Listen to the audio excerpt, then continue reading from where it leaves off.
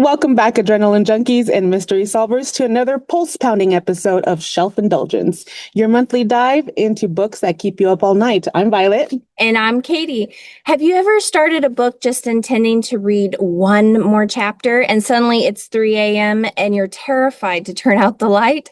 If so, you know exactly what I'm talking about today. That's right. Today we are plunging into a thrilling, chilling, and utterly captivating world of thriller and suspense. From psychological twists that mess with your mind to high-stake chases and race against the clock scenarios, these are the stories designed to grab you by the collar and not let go.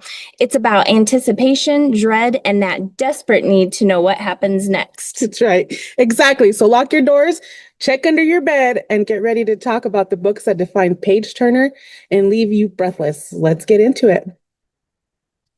All right. Well, since this is your favorite genre, I believe, Yes, right? this is my favorite thriller genre. and suspense. We could start with you. I was like, Okay. how do you define or distinguish between thriller and suspense? And are there any interchangeable, is there a subtle difference between them, or are they the same thing? I think there is a difference. Absolutely. I feel that a thriller is definitely more fast paced, where it's just like kind of a constant, like it's just on, it's like it just starts from the beginning, something and that you're not anticipating, but it starts from the beginning and just doesn't let up. And you're just like the whole time, you're just like on the edge and just waiting for all that to happen. I think a suspense is more of a slow, kind of a slow burn. It's building up to it where you're just like waiting, you know, it's going to happen or something's going to happen. And so I consider that more of a slower. So you're just waiting for that moment versus the thriller is just like something crazy's already happened from the beginning and it just doesn't let up. It's like Man on the Run. Oh my God. Yeah. You know, you're just kind of like, oh gosh, like what do we do? Like you want to put it down and you need that little break, which is why I do those breaks in between as well. I do absolutely, if I'm reading a thriller, have to have a break in between. So I'll either start listening to or reading something different or just give myself some time before I come back to it because it's definitely, you're just on the edge all like the whole time. You're right. Yeah. And that you can't take that heart beating too long. Yes. It's like, okay. It's same thing when I'm watching a show that way. You know, if you're watching something that it's just one of those like, okay, I need to pause it. You walk away, you do something else, you get your mind wrapped around it. And then you come back and you're like, all right, I'm ready for whatever's going to happen next. Which is nice. No, we could pause it. Totally in agreement with that. And that's exactly the definitions I had too, was one is really fast paced, a thriller, and suspense is more that slow burn. And I think I prefer thriller, suspense, hasn't always been my genre, but I was like you with last month where you said you read more historical fiction than you actually thought when you started looking into it. And I guess I've read a lot more than I thought too. After I started looking into it, I just didn't classify it as a thriller. Exactly. Because you know, you're reading what you think you're normally what your genre is. And so that automatically is what pulled you into it. But you didn't realize what was also involved in that. And so it kind of, I feel like they've done such more jobs of incorporating different genres, which is even when they categorize them, there's like multi-categorizations, what it would be called. You know, some of them say romance, some say, you know, funny / comedy. Like it has all these different genres because it just depends on what you like. So like all those different subgenres of psychological thriller or historical thriller. Or like you said, romance. I mean, there's all these different ones. So, I mean, you can just pick what you mainly like and go with it, I think. Yes, absolutely. It's one that has a broad range of selections. Yeah, absolutely. Which is why I was like, the historical fiction didn't realize it because I'm picking up a lot more what I think was like either a suspenseful type of book. Right. But then I realized that it talks a lot more about like some history while I'm also reading this suspense story. Right. Yeah. So what would you think what was your first thriller or suspense novel that you think might have gotten you hooked into reading some of them? So I was kind of trying to pick between, because I think I mainly like psychological thrillers. Yeah. And I think my first one was actually by, I think my very first one was this one, The Woman in the Window by A.J. Finn, I think it is. That was my very first one. It's like psychological thriller that pulled me in because I kept telling myself, I don't like mysteries. I don't like thrillers. And this one it pulled me straight into the book. And I just wanted to know exactly what happened going on. Yes. One of those that we were talking about, you can't put down. You're just reading it through the whole, like all night long, right? You're just kind of Yes, like, oh my gosh, what time is it? And you realize how late it is, and you're like, I need to stop because you exactly. need to get up and go to work in the morning, or you have things to do. And so Hmm. you can just stay up reading all that. What was your first one that got you into the genre? I think for me, I'm going to go way back. We're going to go middle school Oh my gosh. because I started reading R.L. Stein books. Okay. Yeah. Right. And so Hmm. that was my first hook. And I remember reading those books again, young, and thinking, man, this would be awesome if they made this into a movie. I always thought, right, that they should Hmm. make these into movies because it kept me on my edge of my seat. But that was the first time I started reading any kind of those type of books. Didn't Yes. think anything of it. You just pick up whatever was in there, very popular still to this day. R.L. Stein books. He's gotten so many of them. Like there's new series and stuff. And so that was my very Well, he's first. still popular, I was Yes, gonna that's what I'm say, like. with middle school, junior high. Yeah, Yeah. absolutely. Yeah. So I was like, that's our first dip into that. We Hmm. didn't even realize that we were dipping into those genres. I guess technically Lois Duncan, because back in middle school, Lois Duncan would have been more of a thriller The suspense, thriller. and I didn't think about it. I think as an adult, my second, or as older, I should say, yeah, as an adult, the one that actually got me back into the genre was Karen Slaughter. And again, I Mhm. think I've brought her up numerous times because she's got so many books as well out there. And right now, if you know her, it's probably because you've seen the show Will Trent. And Right. that show is based off of a bunch of her book, a series of books that she has as well. Now, I started watching Will Trent without realizing it was a Karen Slaughter Had you read, which already was read crazy. Karen Slaughter I had before? read, yes, and so I was just like, oh my gosh, I didn't know it was her. And I'm like, great, now I'm really hooked on wanting to watch Hmm. the show as well. But those would be my very first pick. So as a Yes. middle schooler, definitely R.L. Stein that got me into the genre. As an adult, I got reintroduced again by reading a Karen Slaughter book, which was I think something, oh my gosh, I didn't write it down. It was something The Wife. I didn't write it down. But No, that's so okay. yeah, I was like, I she's mean, got so she has many. so many books Yeah, I was just gonna say that she's it's, got so many that I've been trying to, yes. try to remember all the Well, titles. But okay, so for me, yeah, my middle school, I would say Lois Duncan, and then as an adult, it would have been as I got back into it, AJ Finn, and then also Camellia Bruce, who did In the Garden of Spite, which is about um, a serial killer that actually did live. She was the Black Widow of LaPorte, Indiana or Ohio. I'm not for sure on that, but it's this book here, just to show you. It's called In the Garden of Spite. And I'd say those two, they definitely got me full blown back in or into this genre because I wouldn't have said that I, again, was a fan. But now that I'm looking back, there are so many books that I've read in that this intertwined that genre. way. Yes. Yes, Yeah. yes. So I have to say, I actually really do enjoy psychological thrillers Yeah, I was gonna say and there's historical thriller, thrillers. and then again we talk like suspense, and then there's psychological thriller, which is Hmm. the ones that always keep your mind. It like Yes. absolutely messes with your mind. You're guessing. Yes. And you have the unreliable narrator throughout it. So you really don't know what's No, happening. because you're And going off that's, of what their perception is and what they're yes. saying, because they're the ones narrate, like you said, narrating the book, and so you're kind of Hmm. going off of them. And Yes, only what they're going to tell you. And so you really don't know exactly. what all the background stuff is happening. And then sometimes you realize that the narrator is actually the It, bad the guy, bad or guy. yes, or the Yeah, person, the killer, or whoever. exactly. Like in The Garden of Spite, it's told from her Which perspective. is, Or like this one, The Silent Patient, that one is told from the perspective of the murderer. And you don't know it because I'm gonna ruin the book for people, so I can't tell them, but it's very good too. So you know. it is like we want you to read them. We want you to read Mhm. the books as well. We don't want to throw away too much information, but Yes. um, would you prefer a slow burn, do you think, or do you like the fast paced? It's a great question because I definitely have read both, but I do think slow burn is what I prefer.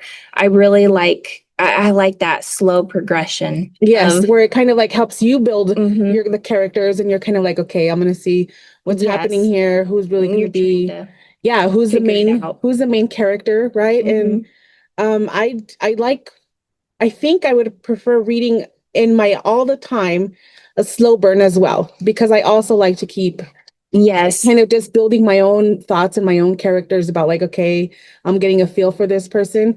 If it's fast paced, which I absolutely like, I also love as well, except as I said, you need those breaks in between because then it's just like a go. You're just on edge the whole time. Yes. And so, but yes, those are also the kind of books that you feel like you don't want to put down because you know something is going to happen again. But then as soon as you do stop reading that, something else is going to happen. And it's that Right. thing where it's just like a constant something is happening. And so you want to just get through it. But at the same time, you need that break in between Yes. because you're just like tensed up and I you're just wondering what's going to happen. And it's just like the totally horror agree. movies, we're always yelling at the like, don't stop or don't look I back. And you're know. like, why did you stop running? Keep going. You know, you're I always know in mad. the horror movies, it's like, don't go in there. Yeah, exactly. You're like, it's dark. And You're in the book, alone. This is what we're going to do. So we're yelling at like you them, like, make the don't do bad it. It's decision. the same thing with Yeah. the books, right? Where you're like, why are we doing that? Why is this a good idea for you just to Mhm. walk down this hazy where you hear noises or you hear a voice calling you? And yes, my first thought is to go to this voice. That's Yes. No, you run away from the voice. you're like, That's I'll what. be outside and I'll wait till it's daylight. No, we're gonna go and it's midnight and it's Mhm. dark. I don't even have a small flashlight. I know. It never makes any sense, but it has to be for the plot. Yeah, that's why I'm like, yeah, let's put this down because then they get you angry because you're, why are you doing that? Mhm. So it gives you that whole emotional roller coaster. Yes. So yeah, absolutely, you have to be able to put it down. Kind of well, in the same thought pattern, what's the role of the protagonist in the thriller? Do you like them to be likable, so like the hero that is running and trying to save the day, or do you like the more flawed and unreliable character that's I love a flawed character. yeah, me too. I'm We just do like, agree. yeah, I was like, I absolutely need somebody who's flawed because then we're all like, this person has, it's that moral, like, that Yes, we're like, well, I mean, if you killed that guy, he was really a bad guy. And I guess that's okay. But if you were just killing a regular, it's like that hmm, moral line where you're just kind of like wondering, yeah, it's okay for you to kill somebody who's bad. that's You right. know, Yes, fine, that's fine. I But it's know. like that flawed person where they're just kind of like, well, they're also kind of like a bad guy, but realistically, they're doing it for the greater good. I don't know. It's that No, they I have to be do. super I and flawed, questionable characters. same here, except I think mine has to be honestly the bad guy. Like I said, like, I like the psychological thriller where Yes, it's from the point of view of the serial the killer killer, themselves. or it's from which is really messed up, I think. But I really like that because it puts you into their frame of mind and why they're thinking that way. I don't know. It's like the And they, psychology yeah, of I was it. gonna say, and you think they're good It's because again, they're thought they like you're think following them that they're they good. think they're good, Yeah, they and that think what they're doing by killing whoever they're mhm, killing and they're justifying is it. for greater good. Right. Yes, Yes. Yeah. So I exactly. And think you're just like, I definitely yeah, go for that. that's all right. I guess we'll call him the semi half good guy, bad guy. I don't know. Mhm. Nope. I'm completely with that. Yeah, I absolutely, yeah, definitely But those guys.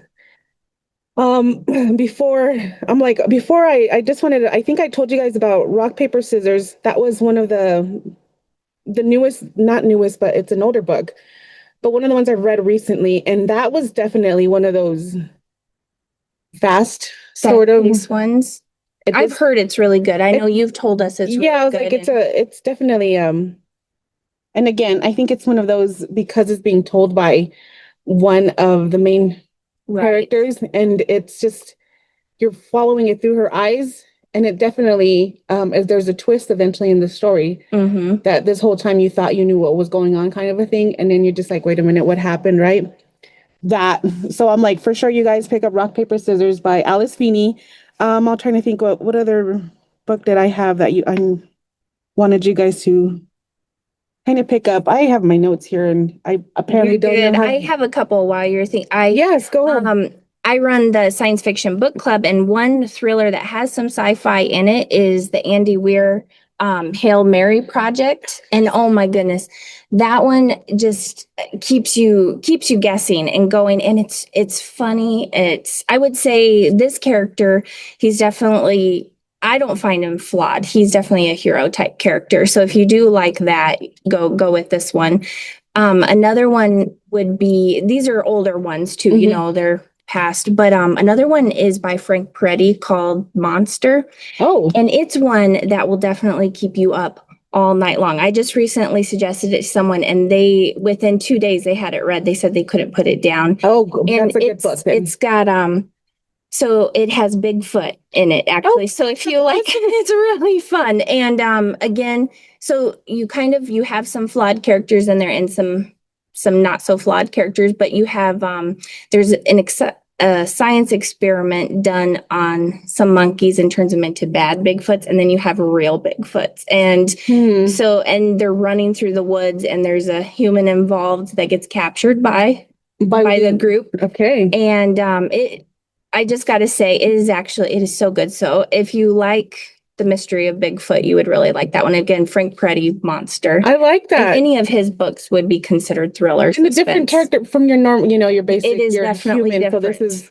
a different ass. So it's kind of more, and like they're you said, a little very much the character in thriller / sci-fi, right? Because we're talking about yes, an those are some animal that's been little different ones. been created for these things. It reminds me of, like, again, I think Frankenstein. Yes. Right? Creatures that were created. Yes, by humans. For whatever end, of course you're going to read different versions of the Frankenstein. And so I think we had talked about, like, there's a story that we follow that is Frankenstein, and there's the one where we follow the doctor. Yes. And so there's different ways to see that. So again, if you're a fan of those classical style, finding the alternative, finding that different, like, find this one, read it through this person's eyes, and then read this one, read it through that eyes. And then it kind of just gives you different perspectives of how I think that's definitely why I like psychological thrillers, because you are reading it through a different perspective than your own, for sure. Because I would say we're not serial killers and psychopaths, but it, like you said, you're being able to read a story through different eyes and see a different perspective, so you can have a little bit of empathy, even though it may not be good to have too much empathy towards a serial killer. But still. Again, and I think it's questionable depending on who you're like, okay, if you're just going out there just to take out whoever, that's, we're like, oh, okay, definitely a bad guy. Somebody needs to take them down. But if they were bad guys getting taken out by a different bad guy, this is where we come that flawed. We're like, maybe it's okay. Maybe it's not. So did you have some more suggestions? Oh gosh, yes. So I was reading, it's because I can remember the book that I'm reading right now. It is actually called The God of the Woods by Liz Moore. Oh, I want to read that one. Okay, yeah, yes. I'm like, it is definitely so. It is not it is a slow burn, so it's definitely suspenseful. It kind of builds you up to that. Apparently it's a very long. It's like got 100 chapters of something, but they're kind of like the short. I don't know why they do that. It just throws me off. Breaks it up a lot. It breaks it up a lot, which is fine though. At the same time, because you're kind of like, okay, now you're here. Now you're with this character. And they are in a cabin. It's like a resort for kids, right? Like, you remember, there's a word for that. I can't even think of what they were called, but the kids get sent out to camp in the summertime, right? And so this is where it's all being placed, like right? A summer camp. Yes, it's a summer camp style. And so there's definitely a lot of characters, because you're talking about a summer camp and they're talking to different, the groundskeeper, the people who work the place, the people who own the place. And it's just this, like, so this is why I can see why they had so many chapters. I'm like in chapter 60. So we still got a few more to go there. It's so far though, I do enjoy it. I think it's been really good. It's definitely slow, which is good though, because then I can listen to it constantly. And it's fine. It's not like, oh my gosh, what's going to happen next? Where it's just kind of. Where you can't put it down. And that is the difference if you're listening to it in an audible form, I think. Or audio form. Is that it's hard to hit pause and go on with your life. You got to just keep you're like, let me see what's going to happen before. So the find a good, because it allows you to hit pause. And you're like, okay, I can leave it here. Now they're going to do an interrogation. This is fine. And we're going to stop here. And then I'll carry on to see what else is happening. Yes. So yes, it was that book. And then the other one was Midnight Feast by Lucy Foley, right? Yes. Yes. And she's a very good author. She's one on my list. I've not read. You haven't read it? Yeah. But those are just some that I wanted to kind of throw out there just to remind you, because they're all, again, they're older. And I think we have like the Midnight Feast here. And I know we have Rock, Paper, Scissors. And I think all the ones you were talking about, we have here. So there's definitely there's a ton out there. Yes. And there's like hundreds of more, obviously thousands of more. Yes, absolutely. Books out there. But I agree.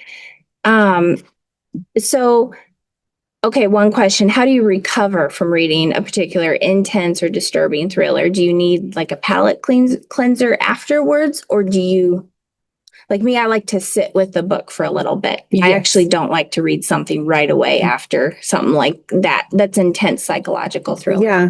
I think for me completely, I start something immediately. Really? I started off immediately like, okay, next. And then but for me, I find something that is much lighter. Mm-hmm.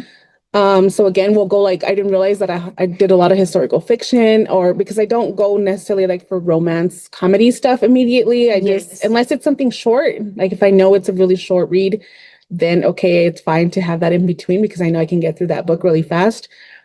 But most of the time I just try to find something that is, or I even do like a nonfiction book, sort of like those self-help books, or you're just listening to somebody's story. So you do that kind of, I will listen to that. Then it kind of just brings me to a whole different genre, a mindset again. So whenever I start a next book, I've already replaced my thoughts with. I think that's a lot healthier, honestly. I think it's a lot healthier to be able to do that. Me, I'm just like, I got to sit in the book and think about it. Stewing on it like, no. And it's like, yeah. And so I think your way is a lot healthier, honestly. Like, okay, if we ever see Katie on an episode, it's like I stewed too long in it. That's right. I just went the other way. Yeah, no, definitely. Yeah, so you absolutely need a what we call, a palate cleanser. So if you guys also do that, let us know again. Just tell us what you do to recover. To us. Yeah, so tell us what you do to recover after your favorite thrillers and suspense books too, because we definitely want to be able to read your books too. Yeah, I always want to hear everybody else's, what they're doing. Again, this is how I pick up other books I wouldn't think of picking up on my own. Right. And so we kind of go from that. Sure. So well, I don't know. I mean, I honestly, I feel like it's harder, it's a little darker, and I know we can talk a lot. I mean, I know I can talk a lot about thrillers and suspense books because really that is a huge genre, and I can't believe that when we're talking about them, it's like always something, and you remember the stories, you remember what happened, but I can never remember the title or who the author was when somebody's asking me. Then I'm just kind of like, oh my gosh, let me go. Thankfully, most of our, books are like ebooks and what they hold what we've read before. So I'm just like, let me refer back to my long list of things that I've read already previously. So thank you, technology, for keeping track of some of the stories that I've read that I don't keep track of. No, I do the same thing. Well. I go through my Hoopla, my Libby, my Cloud Library, all of that. Yes, and I'm like, I know I have something in that genre. Hold on. Yes. And then you remember, then you see the title, and then you kind of just trigger you like, oh yes, it was about whatever, so and so or this in that case, but terrible. So when somebody always asks me like, oh, do you have a night? And I'm just like, yes, I do. I remember the story clearly, and I can tell you all about the story, but what is the title of the book? I know. There's so many that are similar though, like the titles, again, like I was talking They are, especially in this genre, it seems like. So they can get mixed up and it seems like. Yes. And I've always thought I think it's nice that the title isn't just attributed to one author, because some of them can share the same. I've seen a lot of books that were very, very either same or very similar. But again, this is where it confuses our minds and our brains are like, wait, was that the one that I read, or was that the different person and whatnot? But then you remember the stories and characters, if not. But anyways, well, all right. Our deep dive into the thrilling world of suspense has come to a close for today. And I don't know about you, but I feel like I just ran a marathon. I really do. I did too. My heart is definitely still racing. It's amazing how authors can craft such intricate webs of tension and keep us guessing until the very end in the last page. Yes, absolutely. And I hope we've given you some fantastic new titles for you guys to add to your TBR pile. Just maybe don't start them right before your bedtime.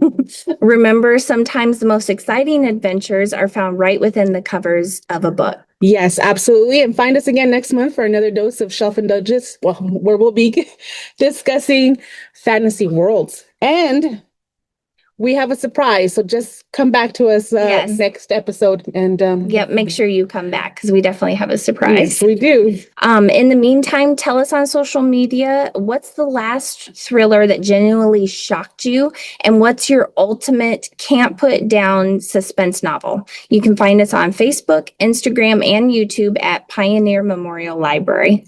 So until next time, happy reading, and try not to get too spooked. Bye for now. Bye, everyone.